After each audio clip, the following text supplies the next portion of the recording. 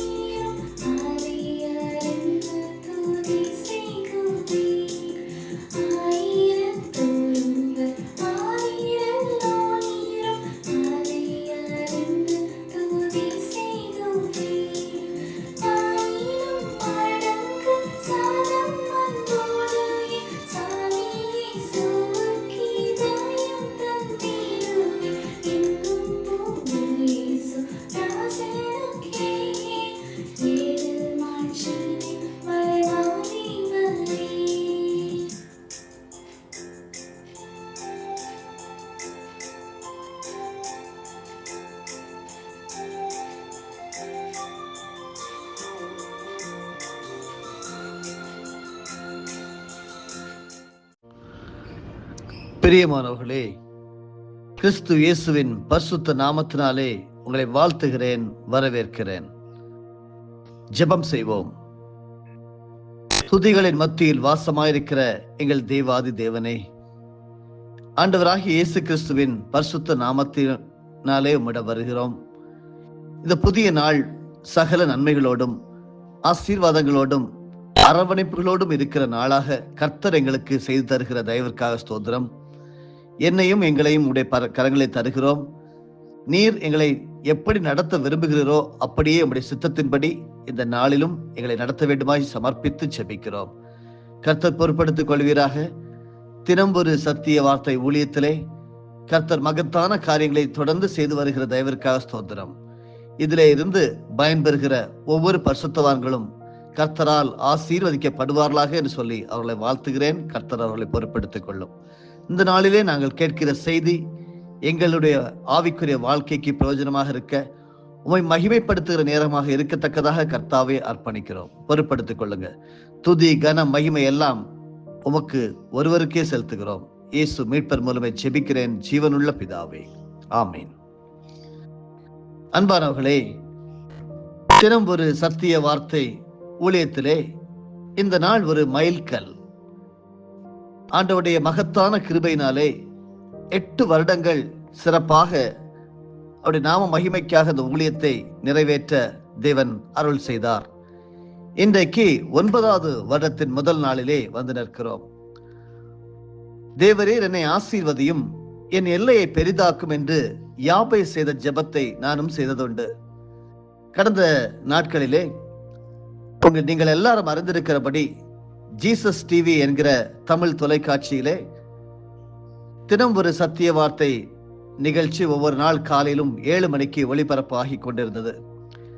இன்று முதல் இந்த 9வது வருடத்தின் துவக்கத்திலே மகிமை டிவி என்கிற தமிழ் தொலைக்காட்சியிலும் கூட தமிழ்நாடு முழுவதிலும் இருக்கக்கூடிய 70 லட்சம் சப்ஸ்கிரைபர்ஸுக்கு போய் சேரக்கூடிய அளவிலே அருமையாக இன்று முதல் காலை 5:45 மணிக்கு இந்திய நேரத்தின்படி இந்த நிகழ்ச்சி ஒளிபரப்பு ஆக போகிறது. தேவாதி தேவனுக்கு மகிமை உண்டாகட்டும். ஒத்துழைப்பு கொடுத்த, என்னை உற்சாகப்படுத்தின, எனக்காக ஜெபித்துக் கொண்டிருக்கிற அநேகர் உண்டு. உங்கள் எல்லாரையும் கர்த்தர் ஆசீர்வதிப்பாராக. தொடர்ந்து இந்த ஊழியத்தை தேவனுடைய திட்டத்தின்படி அவருடைய வருகை வரை செய்து முடிக்க கர்த்தர் உதவி செய்வீராக. சமர்ப்பிப்போம். இந்த நாளிலே நாம் கேட்கக்கூடிய செய்தியின் தலைப்பாக நினைவு கூறுதலும் கொண்டாடுதலும். பழைய ஏற்பாட்டின் 1 சாமுவேல் 1 அதிகாரம் வசனம் 27 நான் கர்த்தரிடத்தில் கேட்ட என் விண்ணப்பத்தின்படி எனக்கு கட்டளையிட்டார் என்கிற வார்த்தை உள்ளது. அன்பானவர்களே, தாயானவள் எப்பொழுதுமே தன்னை விட தன் குடும்பத்தாரை நேசித்து அவர்களுக்கென்று தன்னை அர்ப்பணிப்பவள். அவளின் செயல்பாடு இல்லை என்றால் அந்த குடும்பமே சீரழிந்து போய்விடும். இதற்கு ஒரு நல் மாதிரியானவள் அன்னாள் என்கிற பெண்மணி. குழந்தை இல்லை என்றால் ஒரு பெண்ணிற்கு மிகுந்த மனவேதனை பலர் வழியாக வரும். முதலாவது தன் சொந்த குடும்பத்தினர், பின்னர் அயல் ஜனங்கள். கேள்விகள் கேட்பதிலேயே அந்த பெண் ஏன் வாழ்கிறோம் என்ற நிலைக்கு தள்ளப்பட்டு விடுவாள். இப்படிப்பட்ட கொடூர தண்டனையை அனுபவித்தவள்தான் அன்னாள். அவள் எந்த நாசியில் சுவாசமுள்ள மனிதனையும் நம்பி ஓடவில்லை. மாறாக ஆண்டவருடைய பாதத்திலே தன்னை அர்ப்பணிக்கிறாள். பைபிளிலே 1 சாமுவேல் 1 அதிகாரம் வசனம் 11 அவள் தேவன் அவளுக்கென்று குழந்தை கொடுத்தால் அந்த குழந்தையை தேவனுக்கென்று ஒப்புக் கொடுப்பதாக பொருத்தனை செய்கிறாள். என்ன நடக்கிறது? கர்த்தர் அன்னாளின் அழுகையின் சத்தத்தை கேட்டார். அவள் கண்ணீரை கண்டார். அவள் கண்ணீர் வீண் போகவில்லை. கர்த்தர் அவளுக்கு ஒரு ஆண் குழந்தையை பரிசாக அளிக்கிறார். அன்னாள் தன் பொருத்தனையின்படி தன் அருமை குமாரனை கர்த்தருக்கென்று ஒப்புக் கொடுத்தாள். ஒப்புக் கொடுத்ததோடு அன்னாள் தன் வேலை முடிந்ததென்று சும்மா இருந்து விடவில்லை. சாமுவேல் என்கிற பெயரை வைக்கிறாள். சாமுவேலுக்காக தேவனிடம் விண்ணப்பம் செய்து வந்தாள். 1 சாமுவேல் 2 அதிகாரம் வசனம் 19 அன்னாள் வருடந்தோறும் அவனுக்கென்று ஒரு சட்டை தைத்து கொடுத்து வந்தாள் என்று எழுதப்பட்டிருக்கிறது. இதிலிருந்து அன்னாள் அவனை எப்பொழுதும் மனதில் நினைத்து அவனுக்காக இறைவனிடம் மன்றாடி இருப்பாள் என்பதை நாம் புரிந்து கொள்ள முடிகிறது. 1 சாமுவேல் புத்தகம் 2 அதிகாரம் வசனம் 26 சாமுவேல் தேவனுக்கு பிரியமானவனாய் வாழ்ந்ததாக கூறப்பட்டிருக்கிறது. எனவே நாம் பிள்ளைகளை பெற்றதோடு நில்லாமல் அவர்களை கர்த்தருக்கு பயப்படுகிற பயத்திலும் விசுவாசத்திலும் சாட்சிகளாக வளர்க்க நீங்களும் நானும் நம்மை அர்ப்பணிக்க வேண்டும். அப்படி நம்முடைய பிள்ளைகளை வளர்ப்போமானால் நீதிமொழிகள் 31 வசனம் 28 சொல்லுகிற பிரகாரம் அவள் பிள்ளைகள் எழும்பி அவளை பாக்கியவதி என்கிறார்கள். அவள் புருஷனும் அவளை பார்த்து அநேகம் பெண்கள் குணசாலிகளாக இருந்ததுண்டு, நீயோ அவர்கள் எல்லாருக்கும் மேற்பட்டவள் என்று அவளை புகழுகிறாள். இப்படிப்பட்ட வாழ்வு வாழ உங்களையும் என்னையும் இந்த நாளிலே நாம் அர்ப்பணிக்கும்படியாக அழைக்கப்படுகிறோம். சிந்தியுங்கள் அருமையானவர்களே.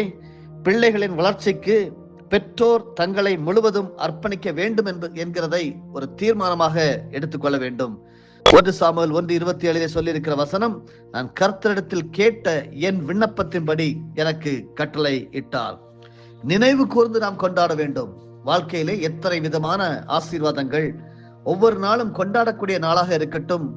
பின்னால் திரும்பி பார்த்து என் தேவன் எப்படி என்னை ஆசீர்வதித்து இருக்கிறார் என்கிறதை நீங்கள் மறக்காமல் ஒவ்வொரு நாளும் நினைவு கூர்ந்து கொண்டாடுவது என்றால் தேவனை துதிப்பது, தேவனுக்கு மகிமை செலுத்துவது, தேவனுக்கு நன்றி செலுத்துவதமாக நீங்கள் காணப்பட வேண்டும்.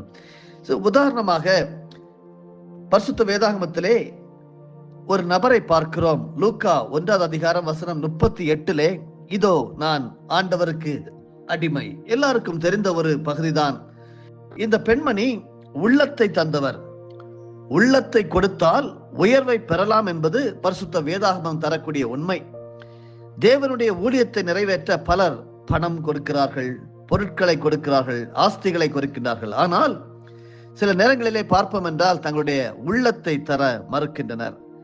இப்படிப்பட்டவர்கள் தேவனிடமிருந்து ஆசீர்வாதங்களை பெற்றுக்கொள்வது கடினமான காரியமே.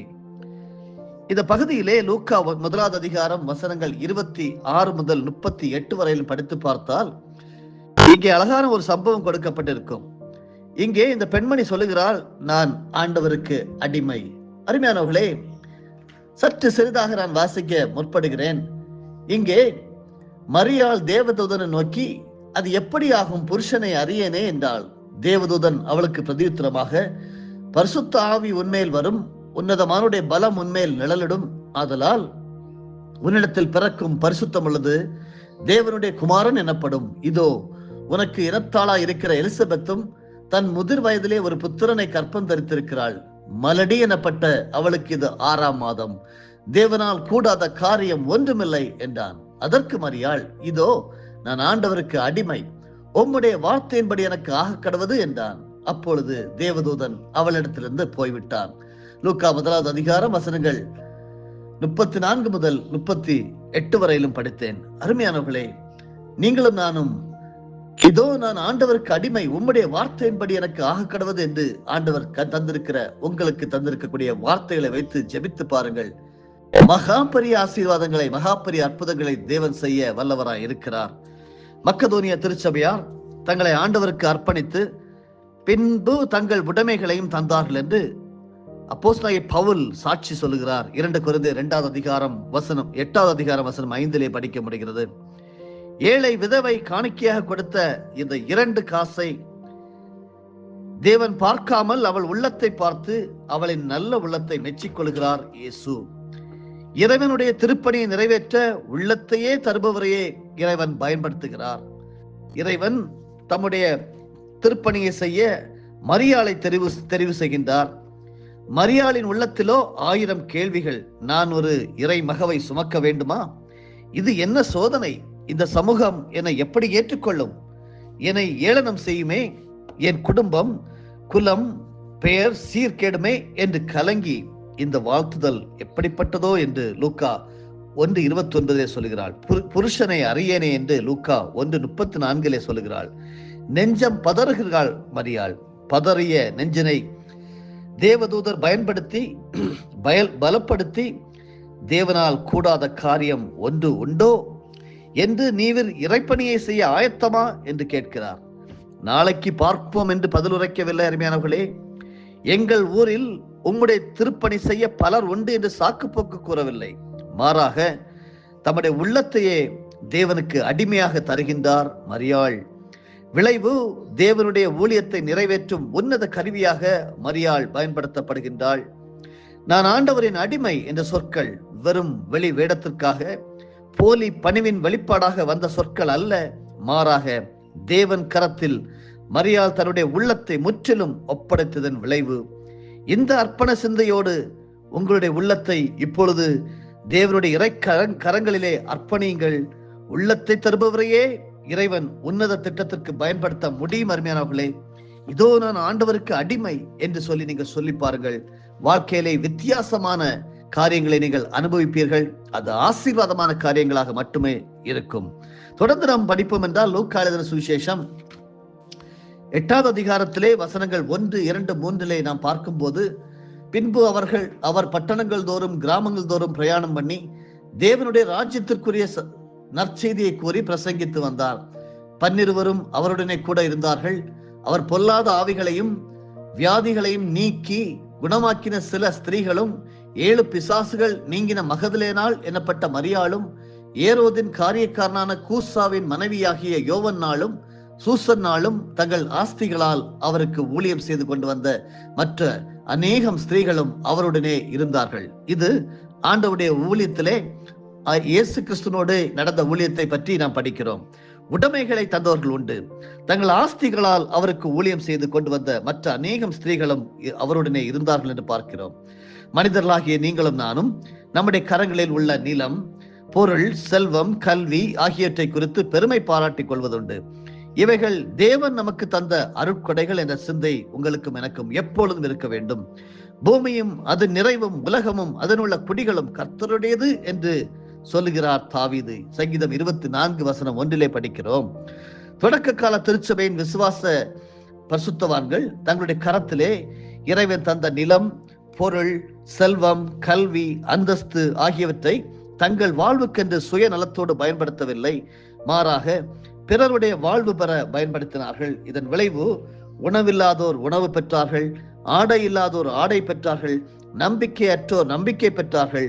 தங்கள் கரத்தில் உள்ள உடைமைகள் அத்தனையும் தேவன் தந்த பரிசுகள், அருட்கொடைகள் என்ற சிந்தனை அவர்களை பிறருக்காக வாழ தூண்டியது.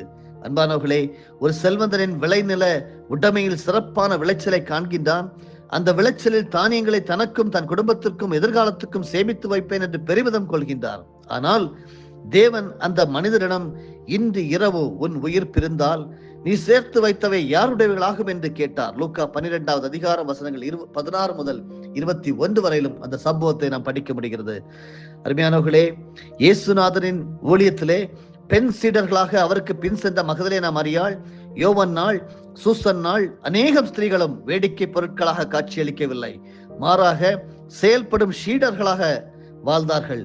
அவர்கள் கரத்திலிருந்த உடைமைகளால் தேவனுடைய ஊழியத்தை நிறைவேற்றினார்கள். தங்கள் குடும்பம் எனக்கு, என் வாழ்வுக்கென்று வாழாமல் இறைவன் தந்த உடைமைகள் இறைவனின் திருப்பணிக்கென்றே என்று வாழ்ந்தார்கள். விளைவு சீடர்களில் வரிசையில் இணைந்து விட்டார்கள். இன்றைக்கு அவர்களை பற்றி, அவருடைய பெண் சீடர்களை பற்றிய இந்த பெயர்கள் இன்றைக்கு நாம் பைபிளிலே நாம் பார்க்க முடிகிறது. அருமையானவர்களே, நாமும் பகிர்ந்து வாழ்வோம், இயேசுவுக்கு சீடர்களாக வாழ்வோம். ஆண்கள் மற்றும் சீடர்கள் அல்ல, பெண்களும் சிஷிகளாக வாழ வழிவகைகள் ஏராளம் உண்டு. இறைவனை போற்றுவோம், உள்ளத்தை கொடுத்து உடைமைகளை பெறுவோம். நிச்சயமாகவே உங்கள் விண்ணப்பத்தை நினைவு கூர்ந்து கொண்டாடுங்கள். நாம் கர்த்தரிடத்தில் கேட்ட எல்லா விண்ணப்பங்களின்படியும் கர்த்தர் நமக்கு கட்டளையிடுவார். ஆமென். ஜெபம் செய்வோம். நேசித்து காப்பாற்றி வருகிற நல்ல ஆண்டவரே, உம்மை நினைவு கூர்ந்து நாங்கள் உம்மை கொண்டாடுகிறோம். உள்ளத்தை தந்தவர், எங்களுக்கு எல்லா உடைமைகளையும் பரிசாக, பூமி எல்லாம் உம்முடையது அப்பா, நீர் எங்களுக்கு தந்திருக்கிறீர், அனுபவிக்க தந்திருக்கிறீர். உம்முடைய அது நிறைவு, அதில் உள்ள உலகத்தில் உள்ள குடிகள் எல்லாம் கர்த்தருடையது என்று சொல்லி நாங்கள் பார்க்கிறோம். அதிலிருந்து நாங்கள் அனுபவித்து ஆசீர்வாதமாக வாழ கர்த்தர் எல்லா வழிகளையும் செய்திருக்கிறேன். நன்றி அப்பா. இதோ நாங்கள் ஆண்டவருக்கு அடிமை என்று சொல்லி அர்ப்பணிக்கிறோம். ஒரு முறை கூட எங்களை பயன்படுத்தும், ஊழியத்திலே பயன்படுத்தும்.